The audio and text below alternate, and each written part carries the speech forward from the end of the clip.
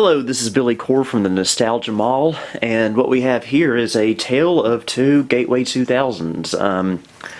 On the left, we've got the Gateway 2000 P590 that I recently unboxed. In fact, I'm actually recording this video the same day I got it, so yeah, here it is in all its glory. And next to it is the Gateway 2000 P5 133 XL, a computer I've had for a very long time, and it's been very loyal to me. Anyway, as you saw in my previous video on this Gateway 2000 P590, we had a little bit of a hiccup regarding the motherboard, particularly with this very evil little boy right here, this Dallas clock chip. This Dallas clock chip is as dead as can be. And unfortunately, part of the BIOS requires this clock battery, not battery, but this clock chip to be functional in order for the hard drive to successfully be read. So without this battery, we can't successfully boot from the hard drive. And I don't know about you, but I really want to get this computer up and running as soon as possible, because look at this, it's beautiful, isn't it? Yeah, this is what the first computer I ever used looked like, and that's something. But unfortunately, we really can't do much with it right now because it's non-functional. And I put a lot of money into this, so I need to get it to work. So what are we going to do? Well, see this P5 133 XL right here? Well, we're going to do a little motherboard swap. Yeah, that's a little unorthodox, I know, but this way I'll be able to use this computer, because, you know, it's really the case style that I'm most interested in. But this is actually only going to be a temporary solution, because a friend of mine here on YouTube has offered to modify this Dallas clock chip to take a standard CR2032 battery. So I'm going to mail that off to him this week. It'll probably take a while to get it done, so doing this motherboard swap will still be a good idea for now, at least, until I can get the battery on here going again. So yeah, in this video we're going to swap the boards around between these two computers and finally have a functional Gateway 2000 P590, even though it'll now have a 133 megahertz Pentium, but form factor's the same, out of sight, out of mind anyway. So yeah, let's go ahead and start tearing these computers apart. First of all, let's remove the motherboard from the P590.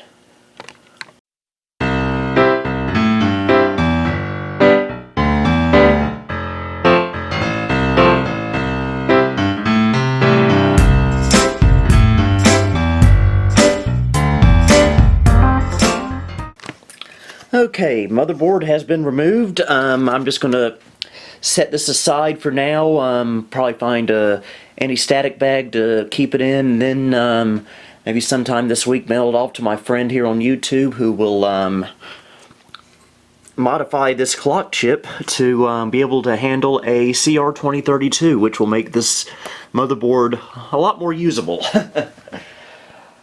Alright, I guess we need to get this out of the way for now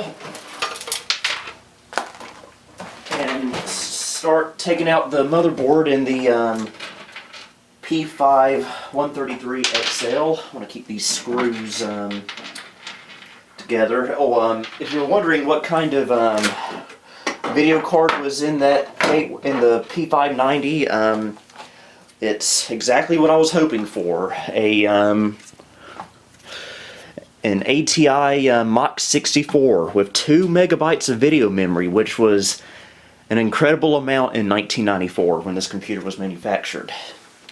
My aunt's P5 100 XL had this same card as well.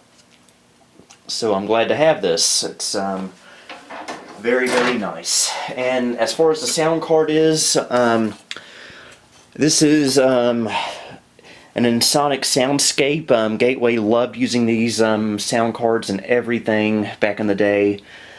Be honest with you, this really isn't a very good card from what I recall, so I will probably be using my Sound Blaster 16 in this computer instead. That's currently in the P5133.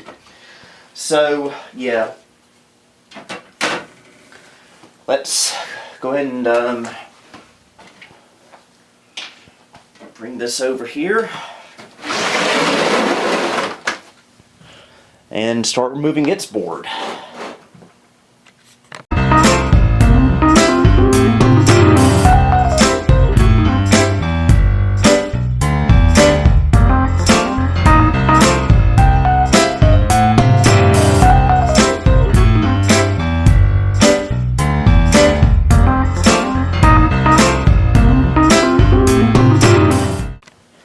And here's the P5133 board. As you can see, it's a little bit more modern, mainly due to the addition of our little friend right here, the CR2032 clock battery. Well, let's go ahead and put this board in the P590 case, shall we?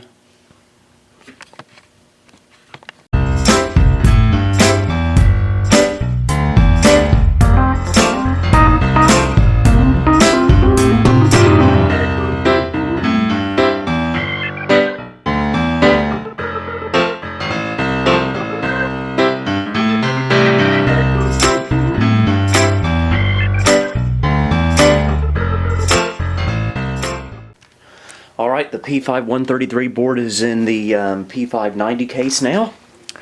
Front panel connectors were a little bit tough. I wasn't able to get the reset switch connector to reach all the way over there, but it should be fine for a temporary solution like this. Probably have some connectors backwards, but oh well.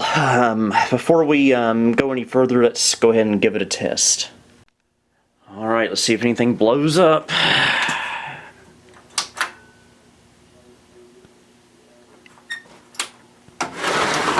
Might help if I plug power up. Okay, take two. Well, I can already tell I got the floppy drive plugged in backwards. We got video. Picks up the hard drive. Right now I just want to go into the BIOS.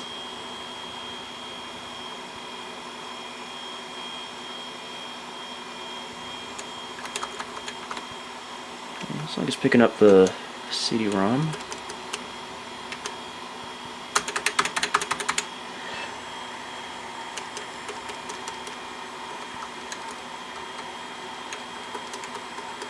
Looks like all I have to do really is just flip the floppy drive cable around, which I will go ahead and do.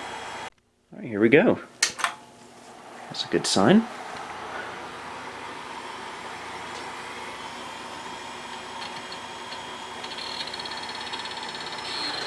Now in this case, the turbo LED is supposed to be kind of like a secondary power light, but I must have that connected backwards. Well, that's a loud PC speaker. Alright, finally booting into the hard drive this case came with.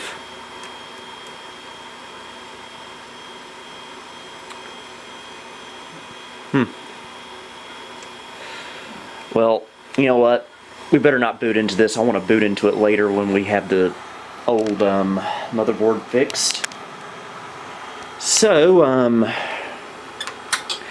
what I want to do next is take the hard drive and CD-ROM drive out of this P5133 case and move it over to this.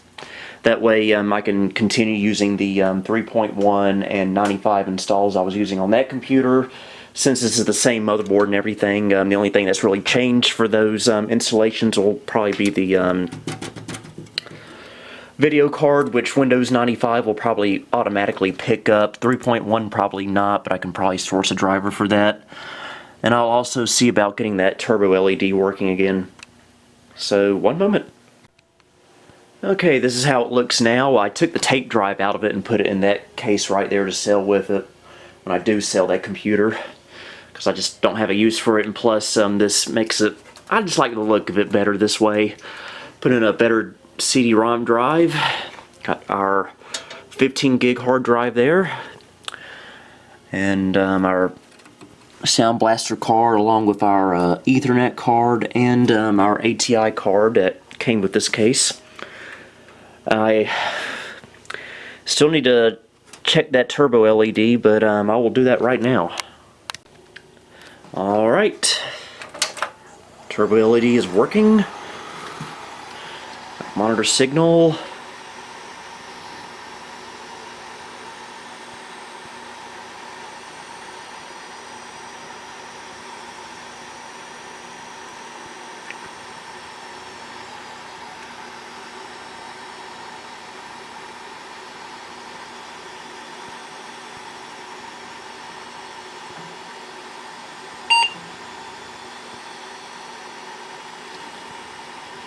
Alright, this is where I've got my dual boot set up for MS-DOS and Windows for Workgroups along with Windows 95. This is the installations I had on that computer there, but of course hardware's pretty much the same now, except for the video card I suppose, but we'll just boot into Windows 95. I don't have any speakers hooked up unfortunately at the moment.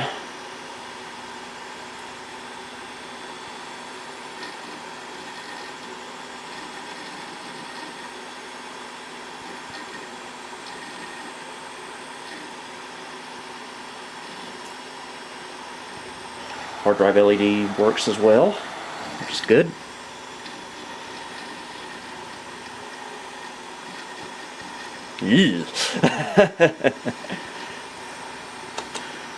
Well, at least it picks up the network card.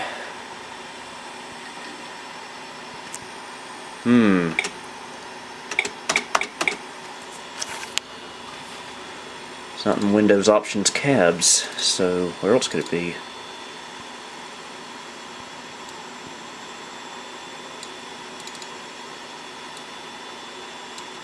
That's not good.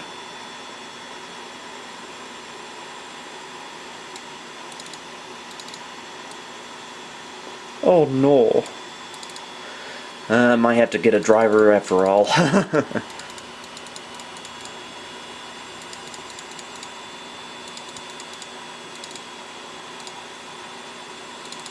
maybe it's... no, it's not in there. Well, I'm sure I got the driver somewhere.